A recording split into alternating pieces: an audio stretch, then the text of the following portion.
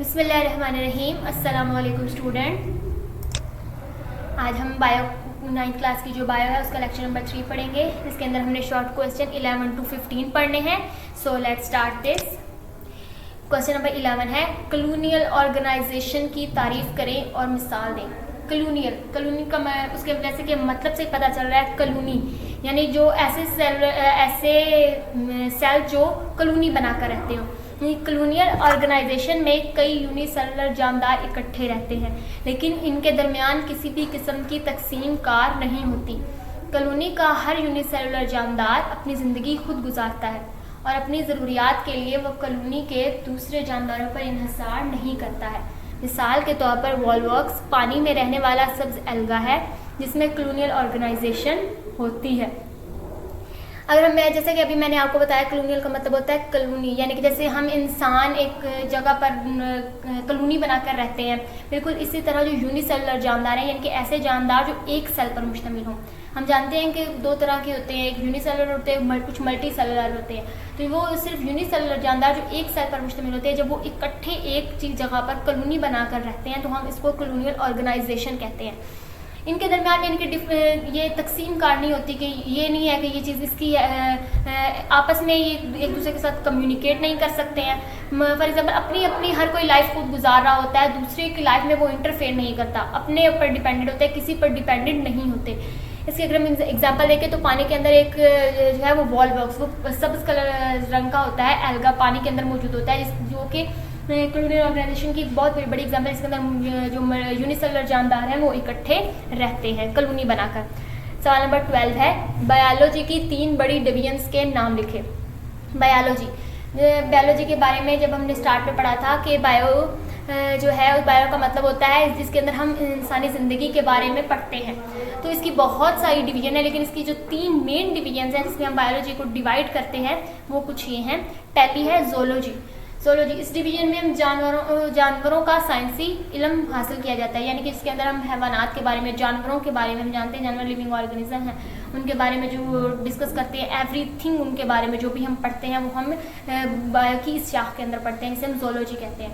इसके बाद नेक्स्ट है बॉटनी। इस डिवीजन में हम पौधों का साइंसी इल्म हासिल करते हैं, यानी कि अगर हम पौधों को साइंटिफिक वे से पढ़ें, उनके बारे में जाने, हमें पता है कि पौधे जो हैं वो भी लिविंग ऑर्गेनिज्म में काउंट होते हैं, तो उसके बारे में जो भी इंफॉर्मेशन है, जो कुछ भी हम पढ़ते हैं वो सब कुछ को हम बायो की जो ब्रांच में पढ़ते हैं वो बॉटनी है। थर्ड वन है माइक्रोबायोलॉजी।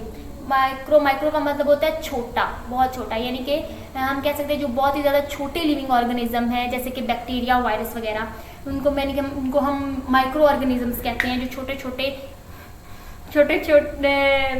बड़े नहीं होते, बहुत छोटे छोटे लिविंग ऑर्गेनिज्म है, जो हम आम आंख से भी जिनको हम देख नहीं सकते हैं, उनको देखने के लिए हमें माइक्रोस्कोप, टेलीस्कोप वगैरह की ज़रूरत पड़ती है। उनके बारे में जब हम साइंटिफिक वे से पढ़ते हैं तो बायोलॉजी की इस शाख को हम माइक्रोबायोलॉजी कहते हैं। सवाल नंबर 13 है, बायोजियोग्राफी से क्या मुराद है। सबसे पहले देखते हैं हम इसके नाम को। बायो का मतलब पता है हमें, बायो के अंदर हम जिंदगी का मुताला करते हैं, लिविंग ऑर्गेनिजम्स की लाइफ के बारे में डिस्कस करते हैं। जियो का मतलब हमें पता है ज़मीन है, और ग्राफी मतलब हम ग्राफ्स में किस तरह से ज़मीन को डिवाइड करते हैं।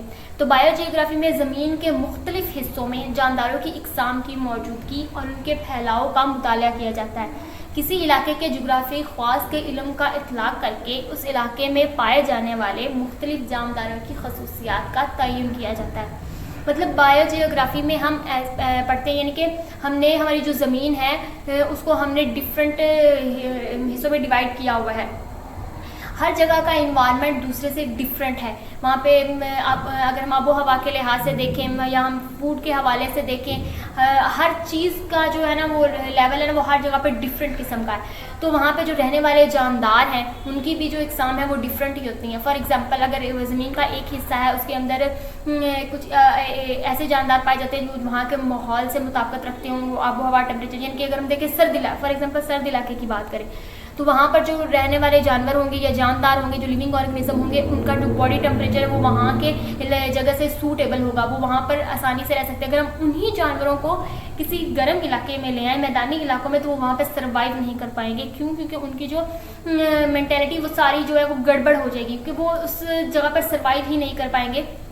बिल्कुल इसी तरह ज़मीन के मुख्तलिफ हिस्सों में जो रहने वाले जानदार हैं उनकी इकसाम जो है वो डिफरेंट है और उनका डिफरेंट है। और अगर हमें ये पता हो कि एक इलाके के जुग्राफियाई लिहाज से देखें कि एक इलाके की क्या क्या खसूसियात हैं, तो हम आसानी से उसमें रहने वाले जो जानदार हैं उनकी खसूसियात के बारे में पढ़ सकते हैं, क्योंकि वो उनसे रिलेट करते हैं। सवाल नंबर 14 है, जाबिर बिन हयान और अब्दुल मालिक अस्मा की मशहूर किताबों के नाम लिखें।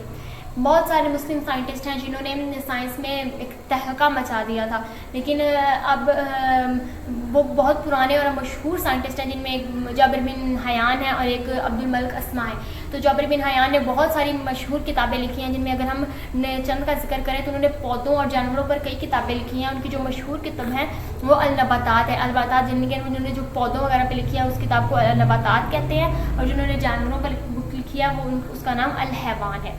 और अब्दुल मलिक अस्मा की जो मशहूर तहरीर है, उन्होंने भी बहुत सारी तहरीरें लिखी हैं, बहुत सारी किताब लिखी हैं, लेकिन जो मशहूर है उनमें अल-अबल कहते हैं ऊँट को, अल-होश यानी जानवर के बारे में, और खल्कुल इंसान और अल-खील, खल्कुल इंसान के बारे में, और अल-खील घोड़े को कहते हैं। इनके ऊपर उनकी जो बुक्स लिखी हुई हैं वो बहुत ही ज़्यादा मशहूर हैं।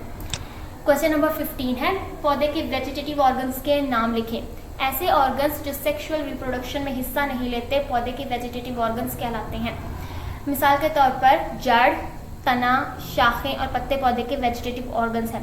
हम जानते हैं पौधे के दो पार्ट्स होते हैं, उनमें कुछ वेजिटेटिव पार्ट्स होते हैं जो सेक्सुअल रिप्रोडक्शन में हिस्सा नहीं लेते, यानी कि पौधे के वो हिस्से जो उसकी नस्ल को आगे बढ़ाने में हेल्प आउट नहीं करते हैं, वो पौधे के जो हिस्से होते हैं उनको हम वेजिटेटिव ऑर्गन्स कहते हैं।